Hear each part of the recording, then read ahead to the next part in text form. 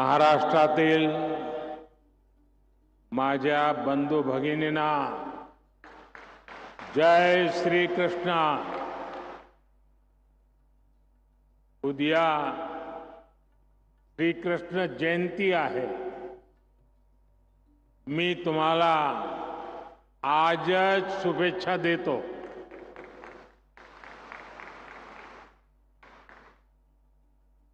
महाराष्ट्र के राज्यपाल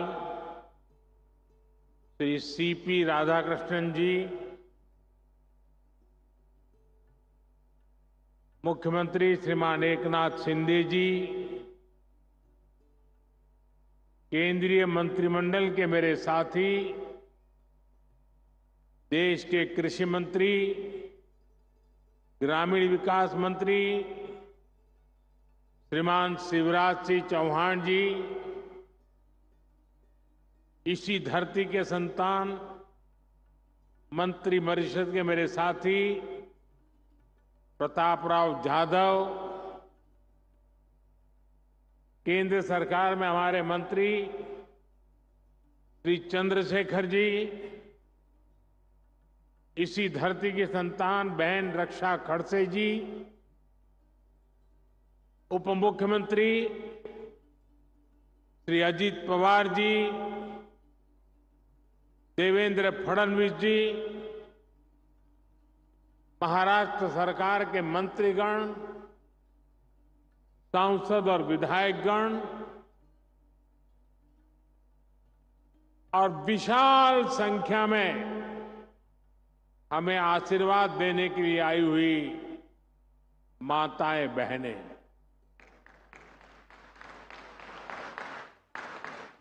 दूर दूर मेरी जहां भी नजर पहुंच रही है, ऐसा लग रहा है माताओं का महासागर उमड़ पड़ा है।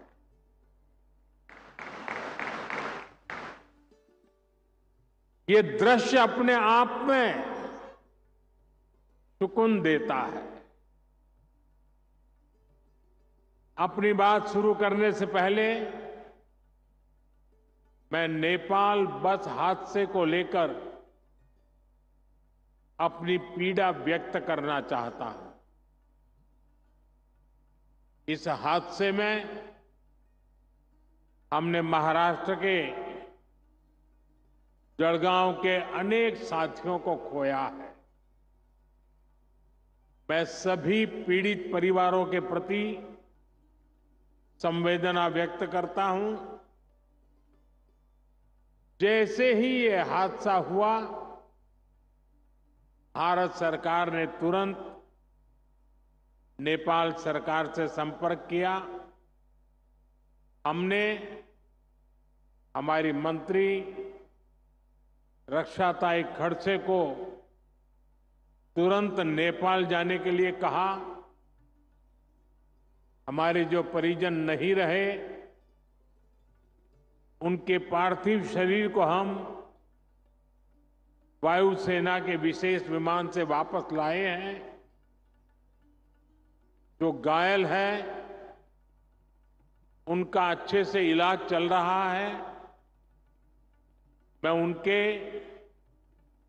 जल्द स्वस्थ होने की कामना करता हूं। मैं सभी पीड़ितों को विश्वास दिलाता हूं कि उन्हें केंद्र और राज्य सरकार की ओर से पूरी मदद दी जाएगी। साथियों, आज लखपति दीदी का ये महासम्मेलन हो रहा है। मेरी सभी लाड़की बहन यहां बड़ी संख्या में उपस्थित है। आज यहां से देश भर के लाखों सखी मंडलों के लिए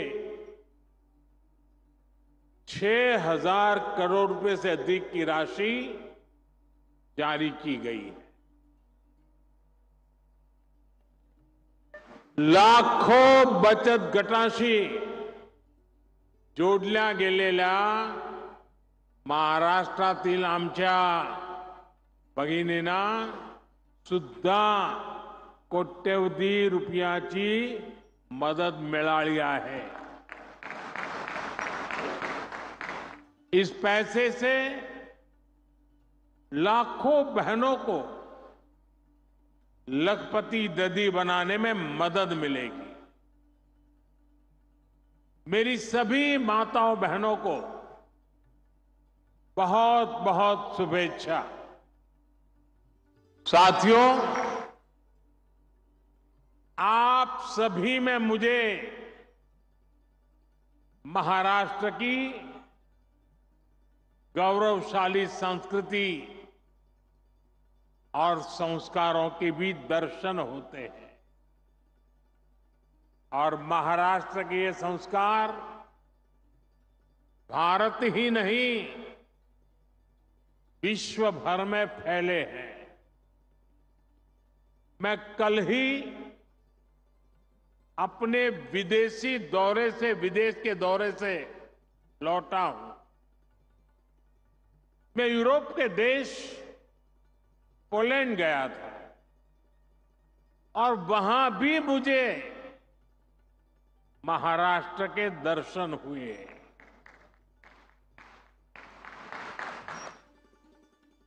महाराष्ट्र की संस्कृति, यहां के संस्कारों के दर्शन हुए. पोलैंड के लोग महाराष्ट्र के लोगों का बहुत सम्मान करते हैं. यहां बैठकर के आप इसकी कल्पना नहीं कर सकते. वहां की राजधानी में एक कोल्हापुर मेमोरियल है. पोलैंड के लोगों ने ये मेमोरियल कोल्हापुर के लोगों की सेवा और सत्कार की भावना को सम्मान देने के लिए बनाया है. आप में से कुछ लोगों को पता होगा, दूसरे विश्व युद्ध के दौरान पोलैंड की हजारों माताओं और बच्चों को कोल्हापुर के राज परिवार ने शरण दी थी. छत्रपति शिवाजी महाराज के संस्कारों के अनुरूप राज परिवार ने, सामान्य लोगों ने शरणार्थियों की सेवा की. जब वहां मैं महाराष्ट्र के लोगों के सेवा भाव,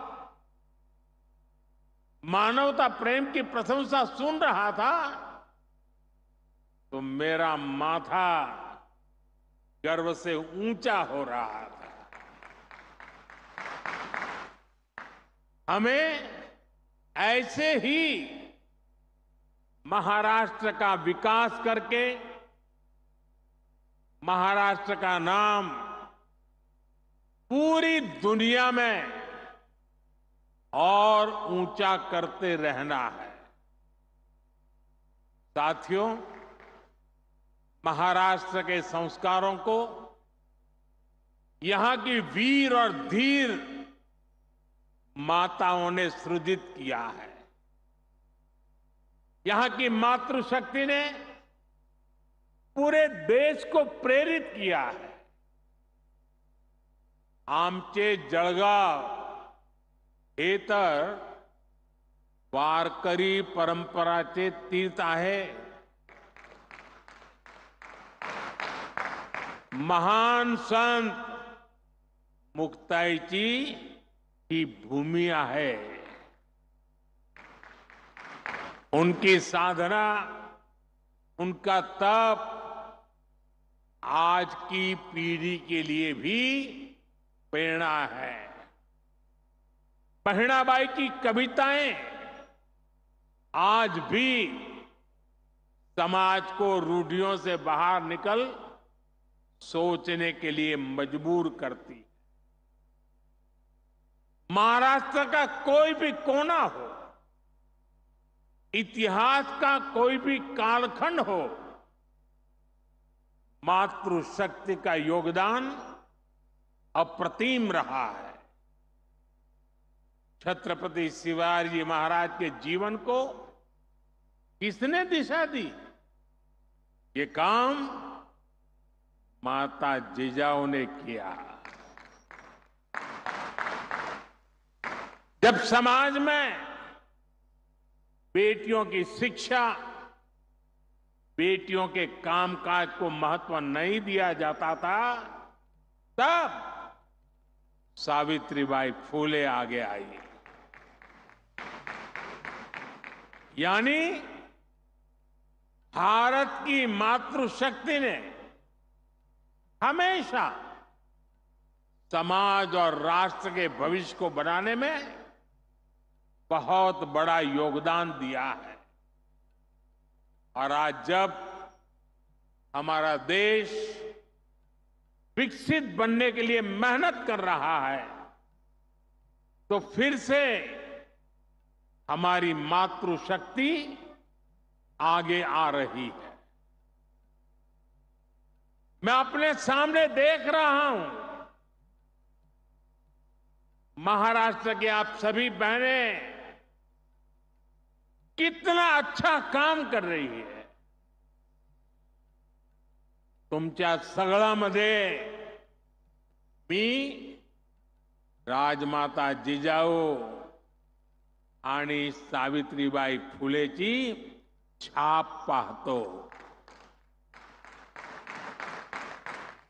साथियों, जब मैं लोकसभा चुनाव के दौरान आपके बीच आया था, तब मैंने कहा था कि हमें 3 करोड़ बहनों को लखपति दीदी बनाना है।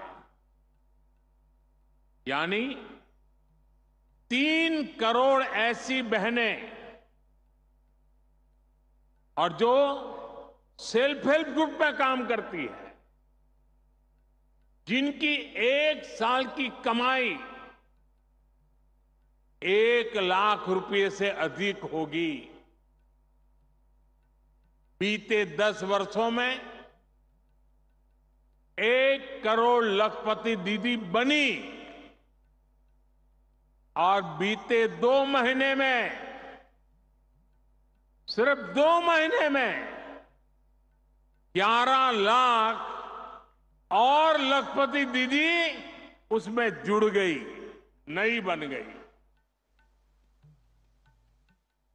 यात सुद्धा 1 लाख नवीन लखपती दीदी याच आपल्या महाराष्ट्रात तयार झाल्या आहेत। इसमें यहां की महायुति की सरकार ने भी बहुत मेहनत की है। एकनाथ जी, देवेंद्र जी और अजित दादा की पूरी टीम माताओं बहनों को सशक्त करने में जुटी हुई। महाराष्ट्र में माताओं बहनों के लिए, नौजवानों के लिए, किसानों के लिए एक से बढ़कर एक स्कीम्स, नई नई योजनाएं चलाई जा रही।